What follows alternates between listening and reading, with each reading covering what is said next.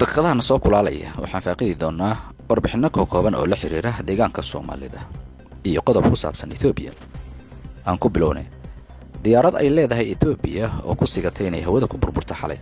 Diyaaradda Ethiopian Airlines sumadiisuna ahayd ET-612 ayaa dib ugu soo noqotay Addis Ababa kadib muddo 30 daqiiqo ah oo ay hawada ku qalqalsaneed xilli ay ka duushay xalay garoonka diyaaradaha ee Booley ee Addis Ababa. cilad farsamo oo aysan shaacinin maamulka shirkadda ayaa ku timid diyaaradda markii ay hawada gashay. Duulimaadka ayaa ka duushay Addis Ababa waxayna ay ku wajahneed Dubai, balse muddo 30 daqiiqo ah ayay hawada ku qalqalsaneed walow dib looga dejiyay Addis Ababa iyadoo ay bad qabaan rakaabkiina laga dejiyay.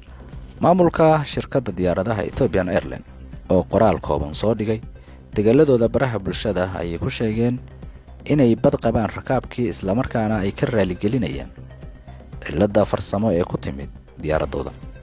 Maamulka shirkaddu ma aysan bixin faahfaahin intaasi ka badan. Dhanka deegaanka Soomaalida haddaan aadnana muuqaalkani kooban waxaa Jigjiga ka duubay wiil dhalinyaro oo ka mid ah dhalinyarada deegaanka. ruuxa meesha laga soo saaray ruuxan muxuu yaa وأروح عادي وحيل سلاسل ويا ماما ما أروح أنا أعرف وطالع صورة إج حيل سلاسل oo lagu aasay mid ka mid ah wadooyinka Jigjiga xilli ay cagaf tuqodaysayna wadada hareeraheeda ka soo faagtay taaladan la aasay walow aan la hubin xilliga la aasay iyo ujeedka ka dambeeyay in lagu aaso wadada hareerteeda, balse dulucda sheekadeena ayaa daran sida ay Soomaalida ku soo baxday taaladani ee mareysay wadada uga falceliyeen markay ay arkeen taaladu.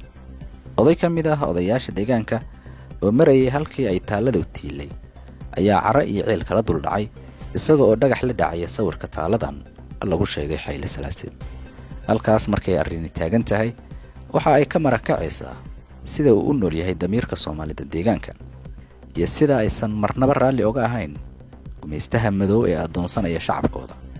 Si kastoo loo horkeeno horgalayaal la soo cabiidiyay oo dadkooda lagu gumaadayo, haddana shacabku laabta ayay ka dareensan yihiin inay ku jiraan adoonsi liita. waqtiga iyo waayuhuba ha ka hiiliye maalinba qowmiyadaha u soo bedelata shaarka iyadoo u dowladeynaysa, haddana adoonsi noocii ugu liitay ayay haatan ku jiraan shacabka Soomaali galbeed. qolyahan maamulka ee meesha la geystay marka laga yimaado hantiboobka ay ummadda ku hayaan lama yimaadaan inta badan qorshe ay ku samata bixinayaan ummadooda, xitaa haddii loo raacatooda waa Itoobiyada sare oo nidaamka federaaliga la tixgeliyo. deegaanada kale dadkoodu izza iyo sharaf ayay ugu nool yihiin. maxaa kan Soomaalida ka dhigay budo gaar u tuman gobol la wada leeyahay oo haddana aan dadkiisa lagu aaminin? hay'adaha federaaliga ah ee Jigjiga ka howlgala maxaa u diiday Soomaalida inay hoggaan ama madax ka noqdaan hadday dalka wax ka leeyihiin intaanba Addis Ababa iyo Arli Amxaare la gaarin? isla qodobka Jigjiga ayaan ku jirnay. nuquladan dukumentiyada soo gaaray warqabadka Juba Times waa shirkadda diyaaradaha Ethiopian Airlines oo bilowday mashruuc ay ku ballaarinayso garoonka diyaaradaha ee Jigjiga.